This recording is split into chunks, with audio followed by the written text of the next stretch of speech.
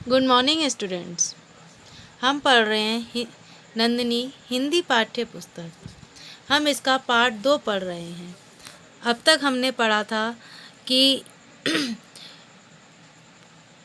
पूरे 30 रोज़ों के बाद ईद आई है और उस समय का जो वातावरण है वो कितना अच्छा लग रहा है। शीतल हवाएं चल रही हैं, सूर्य भी सुहावना लग रहा है। सभी ईदगाह जाने की तैयारी में लगे हुए हैं।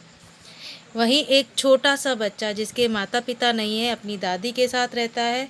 वो भी बहुत खुश है, लेकिन दादी डरी हुई है कि वो किस तरह से उसको अकेले भेजेगी। ना ही उसके पास अच्छे कपड़े हैं, पैरों में जूते हैं और ना ही उसके पास पैसे हैं। अब हम आगे पढ़ते हैं।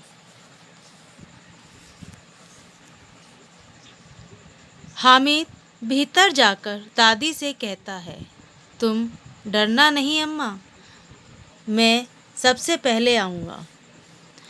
गांव से मेला चला और बच्चों के साथ हामिद भी जा रहा था। कभी सबके सब दौड़कर आगे निकल जाते, फिर किसी पेड़ के नीचे खड़े होकर साथ वालों का इंतज़ार करते। हामिद के पैरों में तो जैसे पर लग गए हैं। वह कभी थक सकता है। यहाँ पर बच्चों के बीच जो कोलाहल है, मतलब जो खुशी है अंदर की, उसको बताया गया है कि वो कितने उत्साहित हैं मेले में जाने के लिए। और हामिद तो सबसे ज़्यादा उत्साहित है। जाने से पहले वो अपनी दादी से कहता है कि मैं सबसे पहले आ जाऊँगा, आप घबराना नहीं। बड़ी बड़ी इमारतें आने लगीं। यह अदालत है, यह कॉलेज है, यह क्लब घर है। आगे चले हलवाइयों की दुकानें शुरू हुईं। आज खूब सजी हुई थी। इतनी मिठाइयाँ कौन खाता है? देखो ना, एक एक दुकान पर मनो होंगी। इस पैराग्राफ में रास्ते में जितनी भी इमारतें, दुकानें, बाज़ार वो पड़ता है, यहाँ पे उसका वर्णन है। सहसा ईदगाह नज़र आया। इमली के घने वृक्षों की छाया है। नीचे पक्का फर्श है, उस पर जाजिम बिछी हुई है।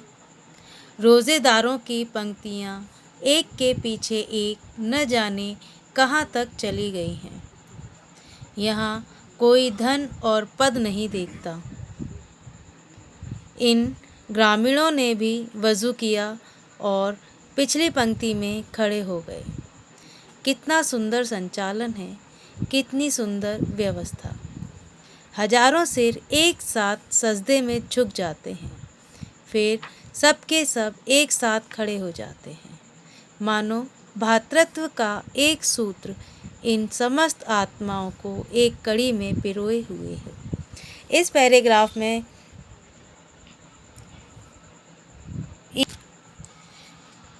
यहाँ पर ईदगाह के सदस्यों द्वारा जो वहाँ की व्यवस्था है उसका वर्णन है और ये बताया गया है कि बिना किसी भेदभाव के, बिना किसी अमीर गरीब की भेदभाव के, बिना किसी पद के भेदभाव के सभी यहाँ पर नमाज पढ़ते हैं और मिलकर हजारों सिर एक साथ सजदे में झुकते हैं और एक साथ खड़े हो जाते हैं। यहाँ पर भ्रातृत्व की भावना का वर्णन किया गया है। नमाज खत्म हो गई, लोग आपस में गले मिल रहे हैं। अब मिठाई और खिलौनों की दुकानों पर धावा होता है। ग्रामीणों का यह दल इस विषय में बालकों से कम उत्साही नहीं है। यह देखो, हिंडोला है, 1 पैसा देकर चढ़ जाओ। कभी आसमान पर जाते हुए मालूम होंगे, कभी ज़मीन पर गिरते हुए। यह चरखी है, लकड़ी के हाथी, घोड़े और ऊँट छड़ों से लटके हुए हैं। 1 पैसा देकर बैठ जाओ और 25 चक्करों का मज़ा लो। महमूद, मोहसिन, नूरे और समी इन घोड़ों और ऊँटों पर बैठते हैं। हामिद दूर खड़ा है। 3 पैसे तो उसके पास हैं। अपने कोष का 1/3 जरा सा चक्कर खाने के लिए नहीं दे सकता। यहाँ पर ये बताया गया है कि जब नमाज ख़त्म हो जाती है तो लोग किस तरह से आपस में गले मिलते हैं, एक दूसरे को ईद की बधाई देते हैं और उसके बाद मेला शुरू होता है। जो वहाँ दुकानें लगी हुई हैं वहाँ पर भीड़ ही भीड़ दिखाई देती है, झूलों पर और सब जगह भीड़ ही भीड़ दिखाई देती है। उसके हामिद के साथ आने वाले उसके सभी साथी झूले झूलते हैं, लेकिन हामिद दूर खड़ा उनको देखता है। वह सोचता है कि केवल एक जरा सा चक्कर लगाने के लिए वो अपने इन पैसों को खर्च नहीं करेगा।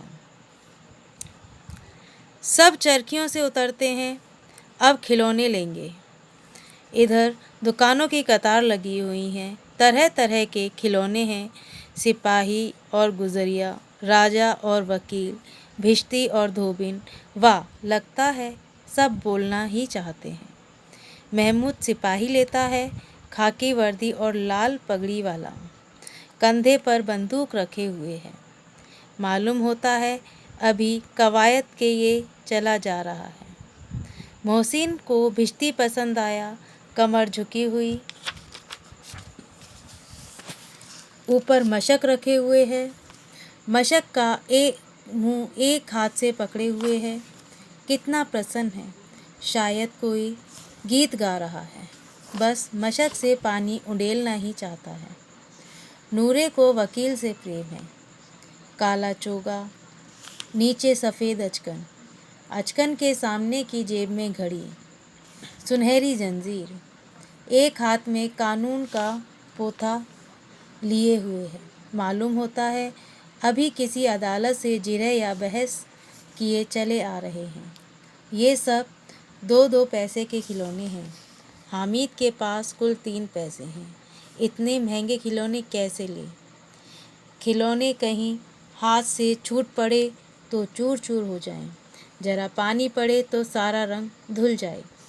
ऐसे खिलौने किस काम के? उन्हें लेकर वह क्या करेगा?